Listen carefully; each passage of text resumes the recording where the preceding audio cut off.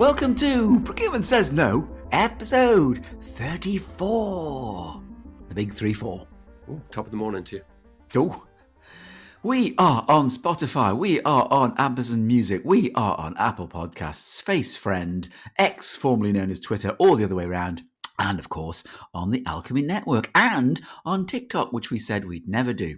And you can also buy a t-shirt from us on eBay, or just get in touch with lovely Ed. Super. And a website. And a website. And a blog, which is on the website. Well, it's like a commercial enterprise. Subscribe today. Yes, and you will get a free polar bear.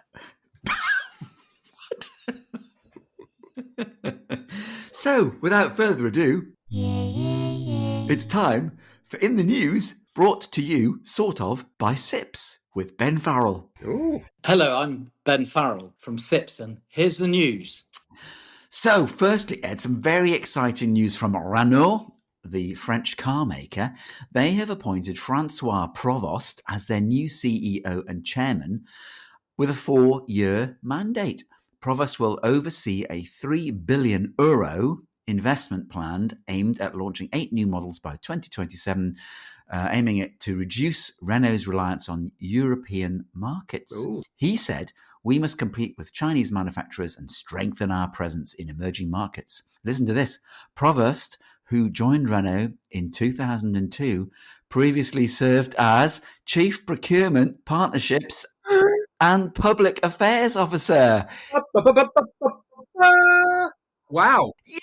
Yay! Ooh. Procurement is on the board. He's only the second person or third person. Yes, his career includes executive roles in Portugal, South Korea, Russia, China, as well as key involvement in Renault's strategic alliances with Nissan, Geely and Aramco. So another procurement person leading a company. Maybe not procurement on the board, but a procurement person. At the top. Procurement is come to get ya. He should be speaking to Ben Farrell. He should. He should do. He should do that. Sips Francais. Francais Sips. Interesting that he wants to hit emerging market, because when I was in the Far East recently, it was all Chinese cars in Thailand. Yeah, and Renault used to have a big presence in the Southeast Asia and in Africa, didn't they? In Vietnam, ex-colony of France, and very bad feeling, I think, between the Vietnamese and the French, obviously, you know, about that time and what went on, though I think they're very forgiving in the Far East. I did see French cars there in Vietnam, lots of Chinese cars as well, but there seemed to be more of a balance. But in Thailand and Cambodia, nah, it was all Chinese stuff. So Vietnam was French, going to be French again. Plus ça change.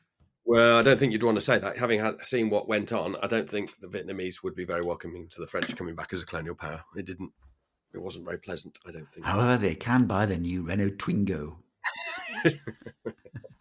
with a large gun on the back of it. Yes. Anyway. So, just on the same automotive theme, interesting in the context of tariffs, okay, JLR, Oh, yes. Jaguar Land Rover, predominantly producing cars, predominantly in the UK, but not solely in the UK. They felt the hit of tariffs very highly, originally 20-30% or whatever on automotive exports to the United States. Settled at 10% or 15%? 10. JLR have just had their 11th quarter of profits. Hurrah! I did see recently, I thought they were laying off people. They've done this quite cleverly in a planned way, because this reinvention of Jaguar, which they've had tons and tons of PR about, the new reimagined copy nothing Jaguar thing. Yeah. And they've stopped manufacturing and stopped selling any Jaguars in the UK, which is an extremely bold strategy for them still to be making a profit. Ooh. So that car gets launched in a couple of years, and that's the reinvention of Jaguar. I can only hope, because it looks fabulous in my opinion. Yeah. It's an EV. I can only hope they put a big stinking V12 in it as well. More news. This one's from Georgia Collins at Procurement Magazine, online at procurementmag.com. And a reaction to Trump's tariffs, or always part of the plan? You decide. Mars has decided to invest $2 billion in US manufacturing to scale supply, enhance procurement operations, and build long-term resilience across its pet care and snacking division by the end of 2026. The strategic move reflects Mars's commitment to strengthening its supply chain infrastructure and local manufacturing presence. Klaus Arsgaard, Chief Financial Officer at Mars, said this investment is about building a stronger, more resilient business in the US. Blah, blah, blah, blah, blah, blah, blah. And the company's latest financial injection is facilitating the establishment of new manufacturing sites, such as a $240 million facility for Nature's Bakery in Salt Lake City, which is going to make 1 billion bars of chalky goodies and create 230 local jobs. Additionally, Mars has inaugurated another huge $450 million Royal Canin, or could surely canine, dry pet food facility in Ohio. This expansion reflects Mars' strategy to boost domestic production, optimizing procurement operations, and increasing supply capabilities in the US. Now, when I was at Cadbury's, we often used to reflect on Mars making both chocolate and pet food. Not necessarily in the same factory, we hope. No, you'd hope not, because chocolate is poisonous to dogs. Well, yes. And dog food's not that good for humans. It's probably better than your burger. True. It's tasty. Chocolate-coated goodness. Any more news for you? I've got some more. Yeah, so I follow Daniel Barnes. Daniel writes a lot about AI in procurement.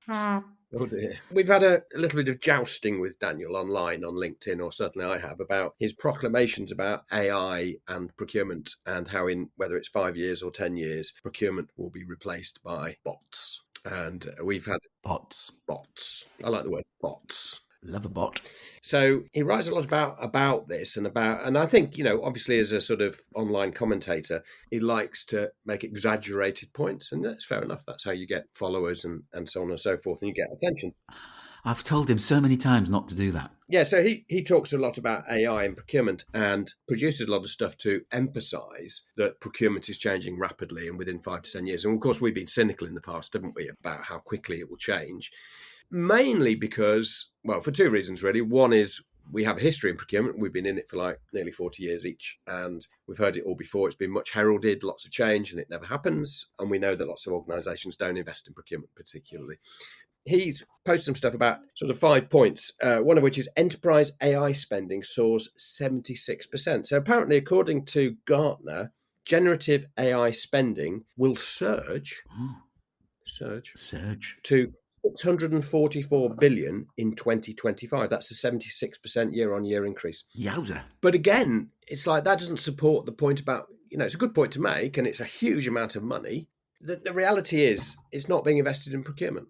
So lots of money going on generative AI, lots on agentic AI, which we talked about before, sort of computers that make their own decisions, etc., on the data that they see. And then he also talks about big efficiency gaps in procurement, which I won't bore you with, but that's a Hackett study where headcount and budget will only grow slowly in procurement in the coming year, but the workload's going to go up. Why is the workload going up? Buying AI stuff? Surely if there's more AI, there should be less procurement to do, you'd hope. Yeah, exactly. And then he says and this is lovely. I really like this. Chat GPT usage explodes among procurement professionals. I don't know about you, but I use Chat GPT to come up with pictures of things like alien monkeys. Surely its best use is in pictures of cats as well. Yeah, and I've also done that as well. What would we look like if we were cats? All useful stuff. Yeah, so he said new survey shows that 25% of procurement professionals use ChatGPT daily out of a survey of 804 professionals. Hurrah! A massive sample size again. Yeah, it is.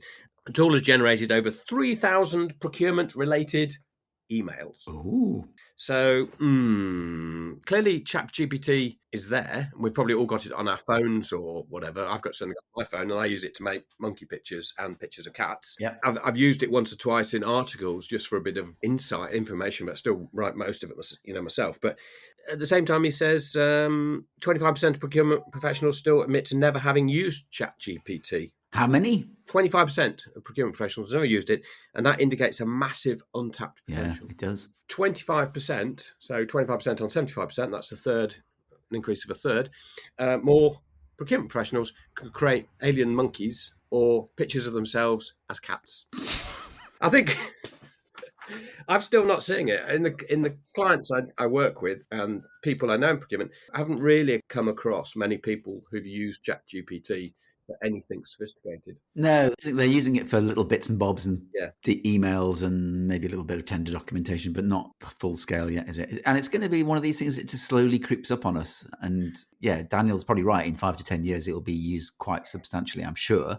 But there's not going to be a sudden switching on of it, is there? Yeah, so just to close out the article that Daniel's produced, he talks about productivity automation reaches 60 to 70% of procurement tasks. There'll be lots of productivity gains coming because of the use of AI.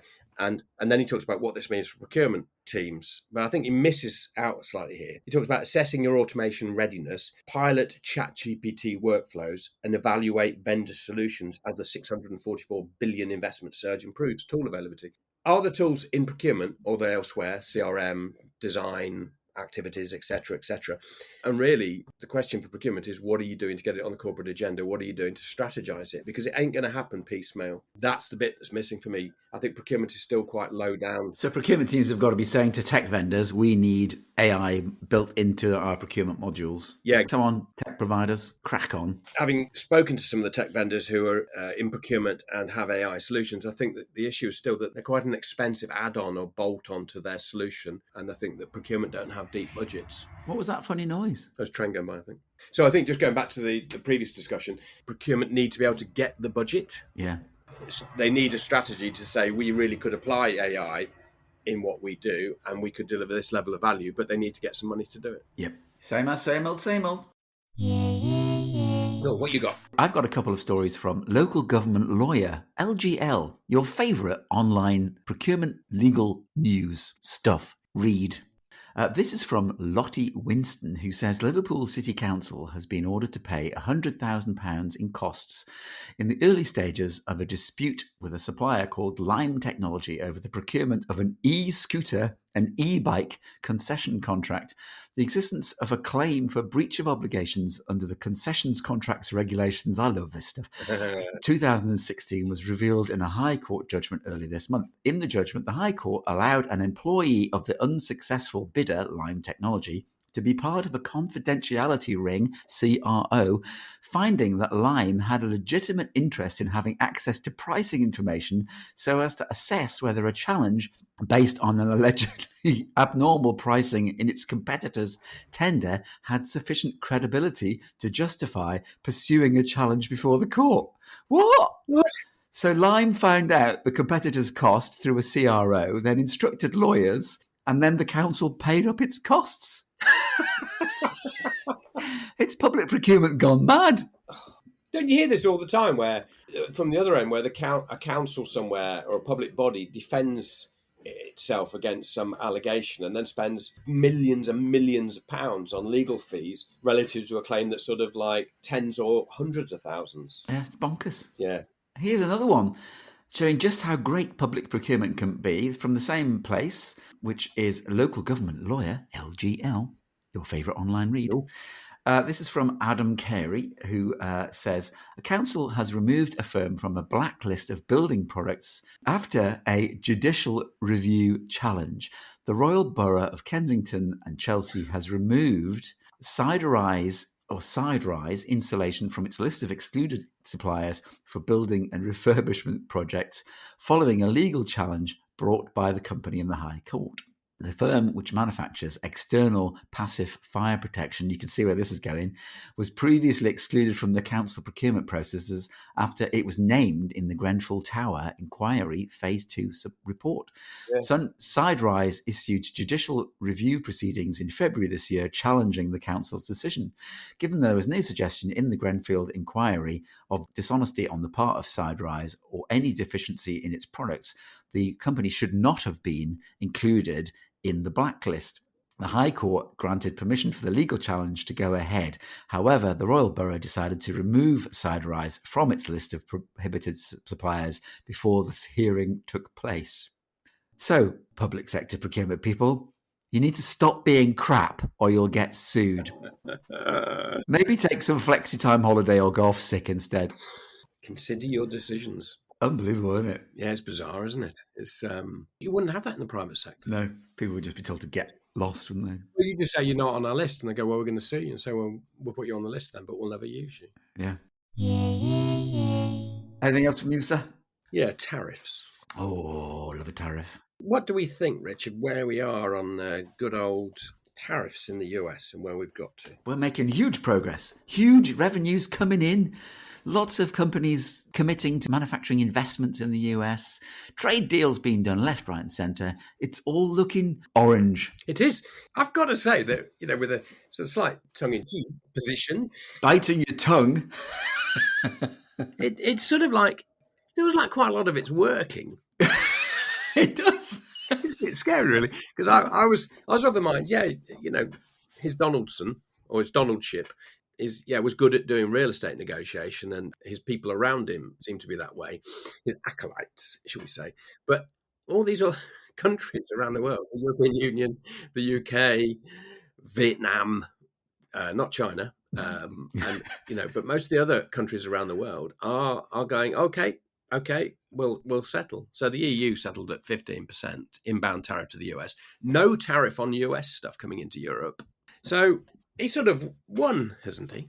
Well, I hate to say it, but it does seem to have worked quite well. But then again, if you're the most powerful man in the world and you've got a warehouse full of nuclear bombs, it probably kind of helps, doesn't it? Strong negotiation position. Yes. The biggest consumer market in the world. Yeah. It's the biggest market, even though it's not, population-wise, it's not as big as China or India, but, So China, it's not agreed, is it? So there's been a bit of a stay of execution. I think we passed the must be done by date earlier in August, but that rolls on, I think, and I think there's been another let while they're trying to agree that. But he's sort of getting to the end that he wants to get to. Okay? And then with India, he hasn't done a deal with India, and he's threatened them, isn't he? He's basically, because they're taking oil and gas from Russia, he's using tariffs as a lever against India, and India are resisting, but they're heavily reliant on the US economy. Yeah. And then there's various spats going on, aren't there? So the Fed Reserve boss, who is Jerome something. Anyway, Jerome's the Fed boss, and Donald has been pushing him to reduce interest rates from about 4.5%. Yeah. Which he's resisting. So he's going to get replaced to somebody who's a bit more amenable. But anyway, we'll come back to that. Let's roll back a minute. Right. So tariff revenues for the Fed in the US is forecast to be about $50 billion a month, $600 billion a year in tariff revenue to the Fed Reserve. So you think, wow, that's a big number. Corporation tax receipts in the US, $392 billion last year. Income tax, that's personal tax, in the US, revenue from that, $3,648 billion. A lot of dollars. So the perspective that people won't pay personal tax, or those earning under $200,000 in the US will become free of income tax, I don't think that's workable. 600 billion. And then you think about the deficit in the US, which is trillions and trillions and trillions. Wow. You think to yourself, well, is that really going to fix that? That'll make a small dent in it. But nonetheless, $600 billion of tariff revenue. Ouch. So it's going to be about 5% of Fed revenue will be tariffs, from about 2% historically. So that has made quite a difference. And the average tariff rate is going to be about 20.1%. So the Cheetah Research Institute have been doing a bit of a look under the hood on this to see what we think the impact is, and has mathematically been mapping some of this stuff out. So at the same time as tariffs creating inflation on stuff that's imported to the US, what is also happening is that manufactured goods in the States have been going up a lot, which has resulted in, say, Amazon, for example. Amazon in the US, their prices have gone up 5% as a result of the tariffs. But nobody would admit that. And when Jeff Bezos put that all over the Amazon website, this has gone up because of tariffs, or showing what impact it's had, he got told to take that down because that wasn't in line with what the Donald wanted to see. We think that the Cheetah Research Institutes think the actual impact isn't $50 billion a month, which is the tariff cost. Thinks it's more like $75 billion a month. That's an uplift of 50%, because of domestic inflation from domestic manufacturers. So they've got an input cost that's going up, but then at the same time, they're getting lots of demands. And we heard this previously with Sean, I think, Sean Richardson, when he was on our show, that prices are going up and getting escalated in manufacturing because the demand is all falling on US producers and they don't have the capacity. So we're sort of getting a double whammy effect. And that's from the Cheetah Research Institute, who I looked in on the other day. I looked in to say hello, and they all just look like cats. But then they are cheetahs. Yeah, but they use ChatGPT. There you go. So they know what they're doing. And then the market still thinks that everything's heady at the moment. It's everything. The stock market's okay. Job growth is okay. Unemployment's about 4% in the US, as it's been for a number of years. But they're thinking, I think the market is worried there's going to be a bit of a crash in the coming months because of the impact of tariffs. But again, we don't know, do we? We'll see what happens. We'll be talking about this in 3 months' time, and everything will be brilliant, and the US economy will be booming. Well, I hope so for the world economy.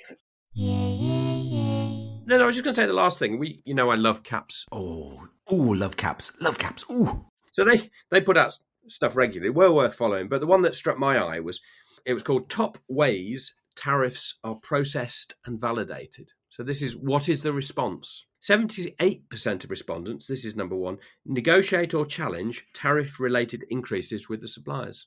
Second is 72% require suppliers to provide documentation. I think that's the same as the first one, isn't it? And then route it through an internal review and approval process, 61%. So that's bureaucracy applied to the application of tariffs. I don't know what that will do. So the committee says your price increase is too high because we don't think your tariff is real. And the supplier goes, well, you don't have to buy it. I don't know how that negotiates the price down.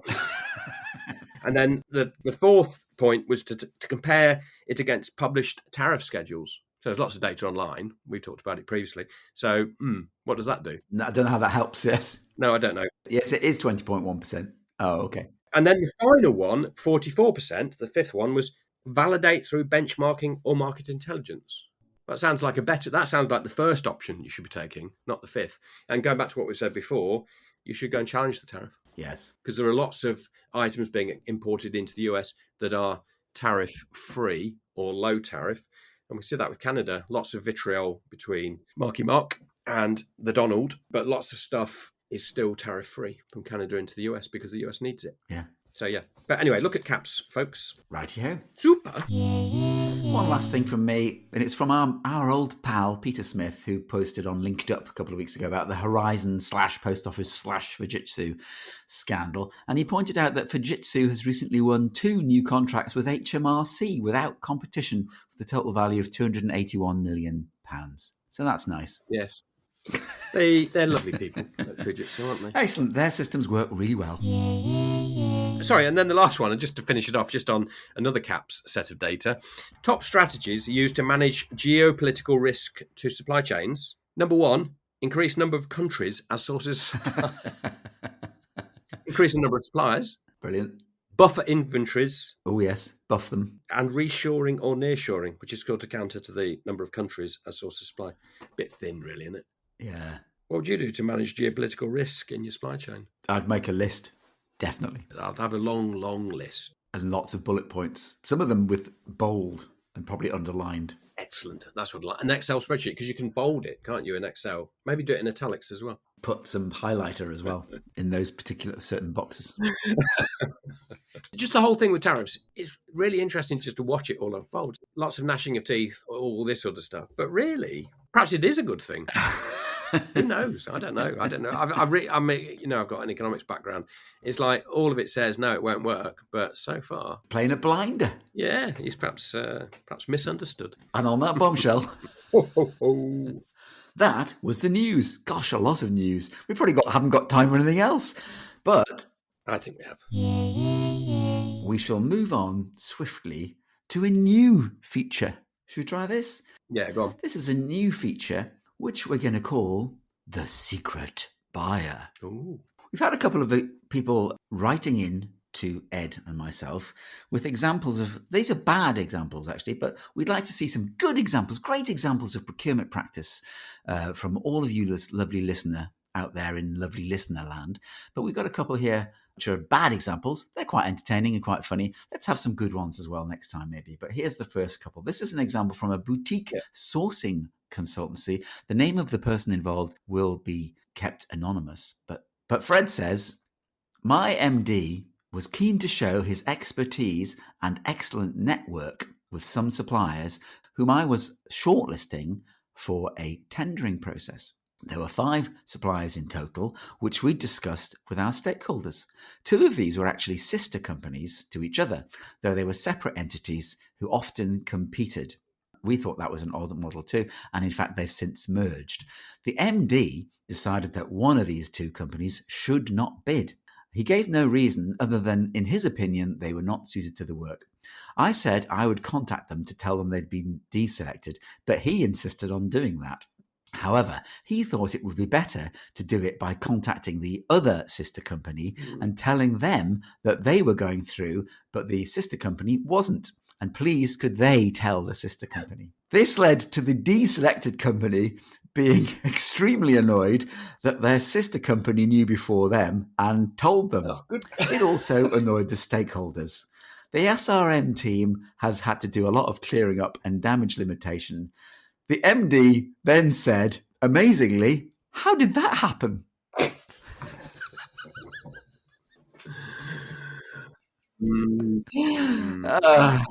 Love that. That's a great example. So thank you, Fred, for that. That is just hilarious. So that is senior stakeholders or senior management getting involved when they really shouldn't. Ah, dear. That's a good one. And here's another one. This is from another boutique consulting business where one of the business owners, let's call him Dave, insists on getting involved in IT sourcing. He has decided to lead a negotiation for an extension to an existing contract. However, whenever he meets the supplier, he causes confusion because he doesn't really know what we do or what the system is for. It's actually our sourcing and tendering and P2P solution. And every time he talks to the supplier then provides a new cost quotation, which is higher than the last one. The supplier has phoned me on the side telling me that Dave hasn't got a clue and is putting stuff forward like it's a 3-month extension. However, there will be now no notice for a termination with very tough penalty clauses on performance. And the supplier has said he's simply not going to accept them. The supplier knows we don't have an alternative as they built the solution for us. And I'm concerned that the supplier might just walk away rather than deal with the idiot that is the business owner. Nice. So what we know is suppliers never walk away. They don't walk away, do they?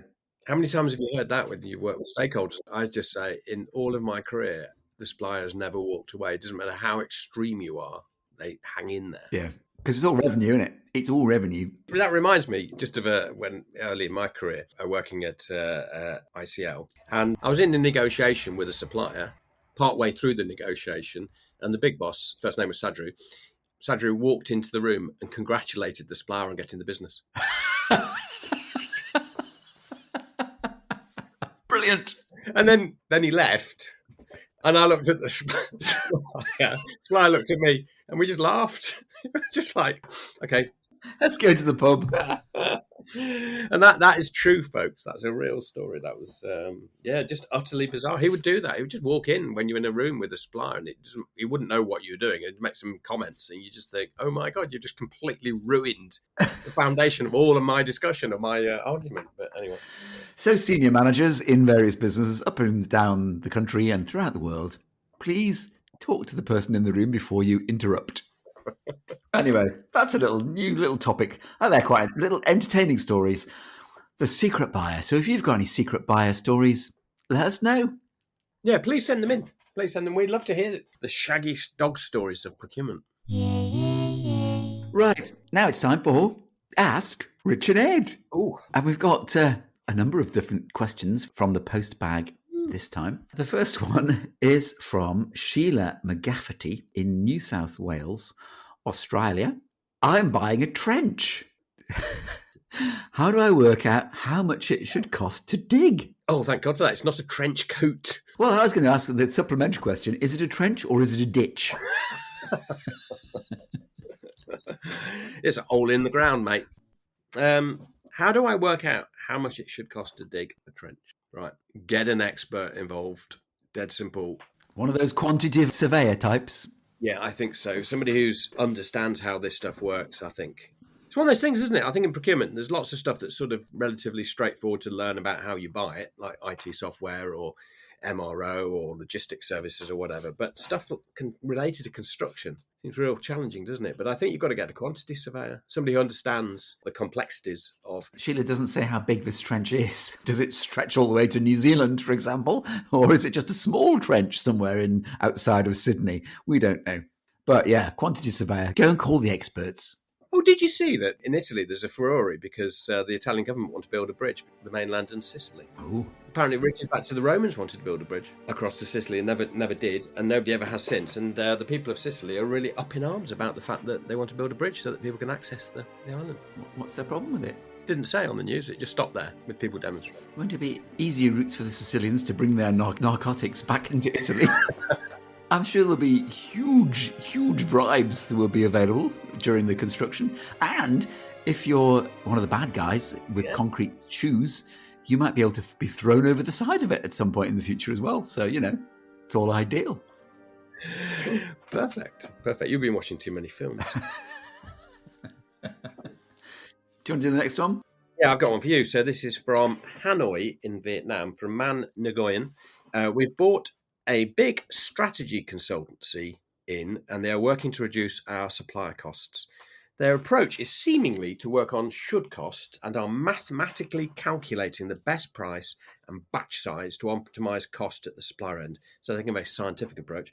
I'm surprised they are not tendering or researching the supply market. Is their approach best practice? Well, it's useful, I guess, in terms of creating benchmarks, isn't it, of what the cost could be. But this is all good in theory. But I think going to market is always the best test of any sort of pricing model. You'll get a view of what this is, but I would suggest going to market is the reality versus the theory of should cost. Should cost is always very helpful, but a supplier might have something which is a much better model. They might have a new piece of technology which is working in a different way. There might be a paradigm shift since this other consultancy business has done this sort of work before. Also check the credibility of the strategic consultancy, because they might actually not know what they're talking about and they've just drafted in a bunch of grads to do some busy spreadsheets for you. But that does remind me of the quote that somebody once said to me, who's a project manager who used to work for me. He said, "It's all right that it works in practice, but will it work in theory?" I like that. That's well thought out. So I think you and I have come across this in our consulting pasts. The trouble is the world doesn't really work like that in the way it prices stuff. So because it depends on the way that you treat your fixed costs and how much of your fixed cost you portion to the product. A lot of smaller suppliers will not attribute all their normal fixed costs to the product. But I think the point is that understanding what the should cost could be is a good thing to do, but it's not the only factor. Yep. If you're a big player, like when you're at Cadbury's Rich and you were awarding a contract to a supplier, you might be big enough to have an influence on other factors within their business. For example, their share price. Yeah.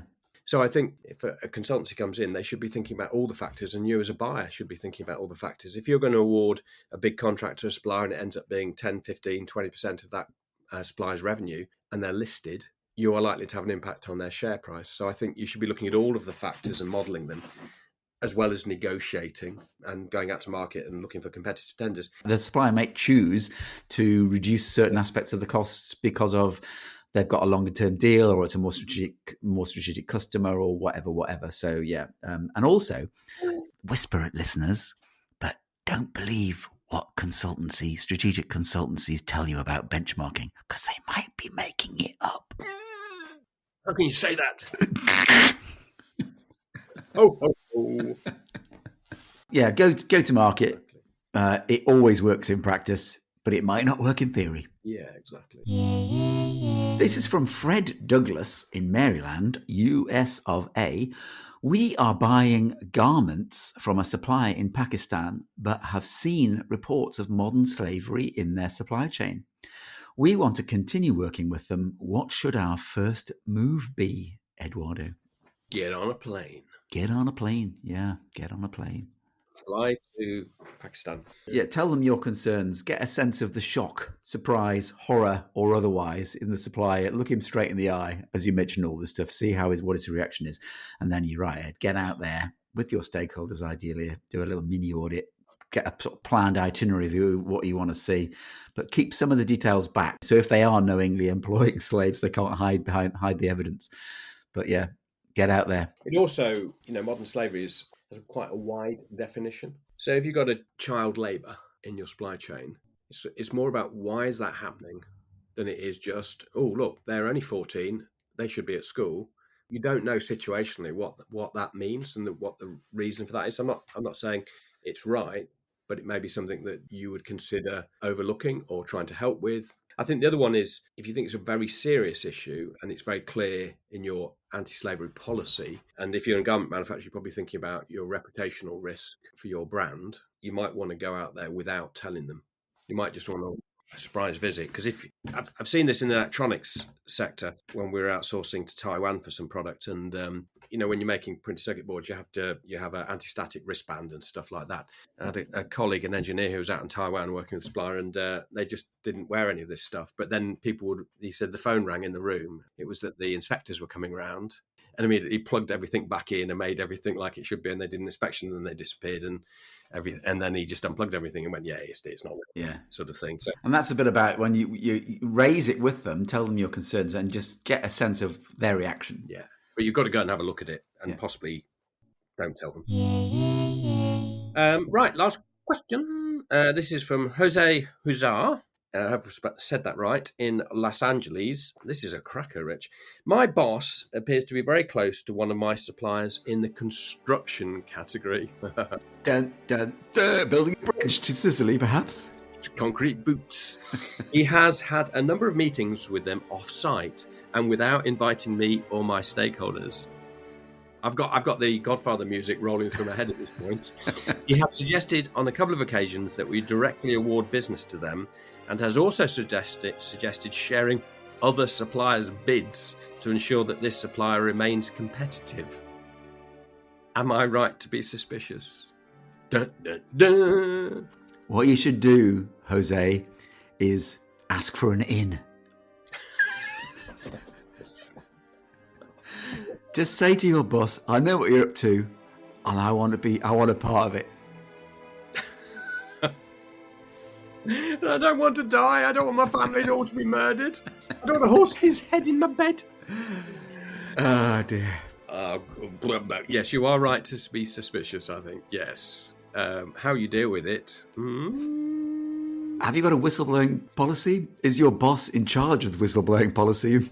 How far does this go back in your organisation? Are they all involved? Are they all out to get you? Did people drive by your house late at night slowly with the lights off on their cars? I would be quite worried, I think. I don't know. I would be a little bit worried, I think. Yeah, well, that's a tricky one, isn't it? Very tricky one.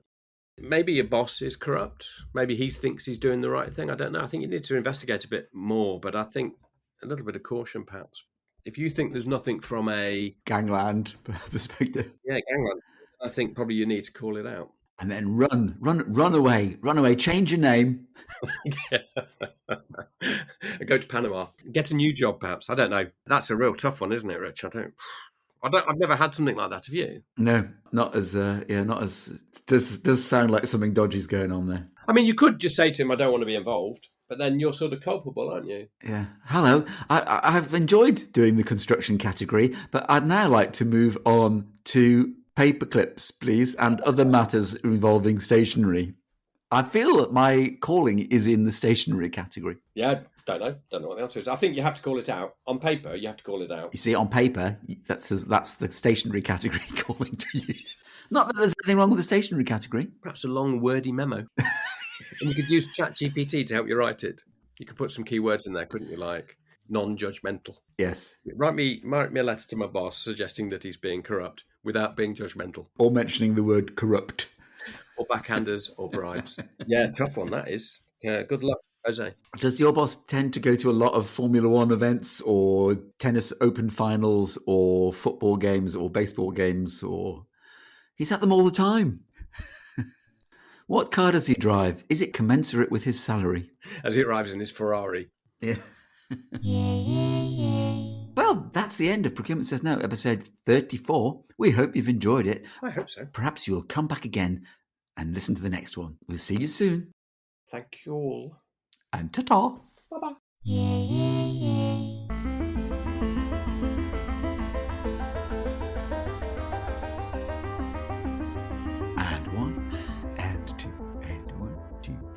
recording? Yes. And a 1, and a 2. You're not. I am. You're not. It's recording. You're not. I am. I can't see it. Well, that's a bit weird. Right, here we go. Okay. Yay! I've got really strong willpower, so if I decide not to do something or stop something, then I just stop.